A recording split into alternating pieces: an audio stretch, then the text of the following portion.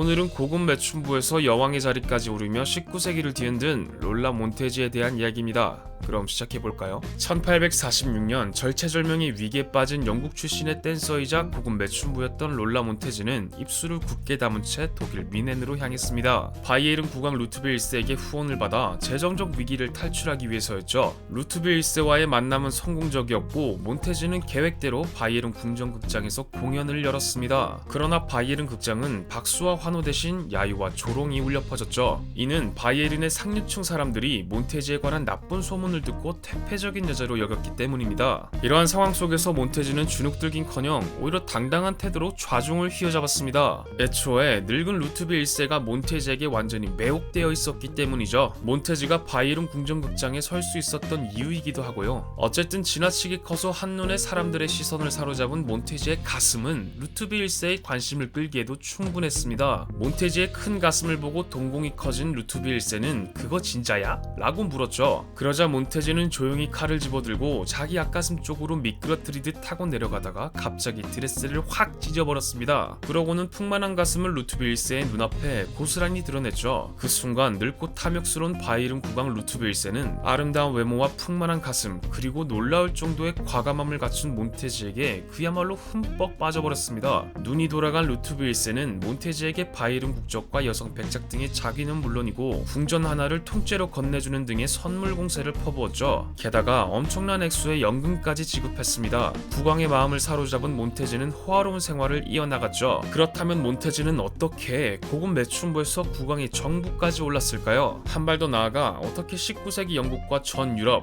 그리고 미국을 뒤흔들어 놓은 희대의 인물로 자리 잡았던 것일까요? 때는 19세기 초반으로 거슬러 올라갑니다. 몬테즈는 1821년 2월 17일에 태어나 매우 불우한 환경에서 자라났습니다. 6살이 되던 해에 아버지 길버트가 사망한 데다 어머니가 다른 남자와 사랑에 빠져 가족을 버리고 떠나버렸기 때문이죠. 그녀가 15살이 되던 해에 어머니와 재회하긴 했으나 그때 어머니는 토머스 제임스라는 이름의 27살 젊은 남편과 함께였습니다. 드디어 몬테즈에게도 행복과 평화의 시간이 다가오는가 싶었지만 그 누구도 예상치 못한 일이 벌어졌습니다. 나이에 비해 풍만한 몸매와 출중한 외모를 가졌던 몬테즈가 어머니의 젊고 잘생긴 남편을 거침없이 유혹했던 것이었죠. 그렇게 몬테즈와 그녀의 젊은 의붓아버지는 사랑에 빠졌고 몬테즈는 어머니를 피해 새 애인과 함께 당시 영국의 식민지였던 인도로 망명하여 그곳에서 결혼식을 올렸습니다. 한마디로 양아버지와 눈이 맞아 사랑에 도피를 한 거죠. 그러나 두 사람의 행복한 관계는 오래가지 못했습니다. 결혼 생활에 실증을 낸 몬테즈가 다른 남자들을 만나 불륜을 저질렀기 때문이죠. 몬테즈가 바람을 피운다는 소문을 들은 제임스는 무섭게 화를 내며 이혼 소송을 신청했습니다. 한때 의붓아버지이자 남편이었던 남자와 헤어진 몬테즈는 빈털터리 신세가 되어 영국으로 돌아와야 했죠. 궁핍한 생활을 하던 몬테즈는 무슨 일을 해서라도 돈을 벌어야겠다고 생각했습니다. 그녀가 선택한 일은 댄서로 데뷔하는 것이었죠. 몬테즈는 런던에서 댄서로 활동하기 위해 세비야 왕립극장의 프리마돈나 발레리나라는 거짓 증명서까지 만들었습니다. 대범했던 몬테즈의 계획은 성공적이었고 1843년에 첫 공연에 나섰죠. 그러나 결국 이 일도 실패로 끝나고 말았습니다. 관객 중 일부가 저건 프리마돈나가 아니다, 토머스 제임스의 아내다 라고 소리치며 야유를 보내는 바람에 공연이 엉망이 돼버렸기 때문이죠. 런던에서는 댄서로서의 기회를 잡기 어렵다고 판단한 몬테즈는 아는 사람이 거의 없는 브뤼셀, 베를린, 바르샤바 등 여러 도시를 오가며 오페라 극장과 출연 계약을 맺었습니다. 그녀가 활동하던 19세기만 해도 무대에 서는 여성 댄서는 대부분 명문가나 부유한 집안 출신 남자들의 애인 후보생이라는 인식이 있었기 때문에 댄서임에도 춤 실력은 그다지 중요하게 여겨지지 않았죠. 몬테즈처럼 미모와 몸매가 받쳐준다면 여성 댄서가 되어 얼마든지 무대에 오를 수 있었다는 말입니다. 무대에 오른 몬테즈는 여성 댄서로서 승승장구하며 화려한 나날을 보냈죠. 그리고 무대 뒤에서는 뛰어난 미모와 몸매를 무기로 많은 남성을 유혹하며 문란한 생활을 했습니다. 그러던 중 1844년 몬테즈에게도 새로운 사랑이 찾아왔죠. 몬테즈의 몸과 마음을 사로잡은 남자는 독일 드레스덴에서 활동하던 천재 피아니스트이자 작곡가인 프란츠 리스트였습니다. 프란츠 리스트는 어려서부터 뛰어난 음악적 재능을 발휘하여 피아노의 왕으로 불린 인물이었죠. 그 당시 사교계 부인들에게 열광적인 흠모 성모와 지지를 한 몸에 받은 최고의 인기남이었습니다. 그의 정열적인 피아노 연주를 감상하던 여성들이 엄청나게 흥분한 나머지 실신하는 일까지 벌어졌죠. 하지만 몬테즈와 리스트의 사랑도 그리 오래가지는 못했습니다. 관종이었던 몬테즈가 대중의 관심을 끄는 일에 병적일 정도로 지나친 집착을 보이며 왕실에서 주최한 저녁 파티에서 거침없이 테이블에 올라가 저급한 춤을 추었기 때문이죠. 그 모습을 지켜보던 리스트는 정남이가 떨어져 그녀에게 이별을 통보했던 것입니다.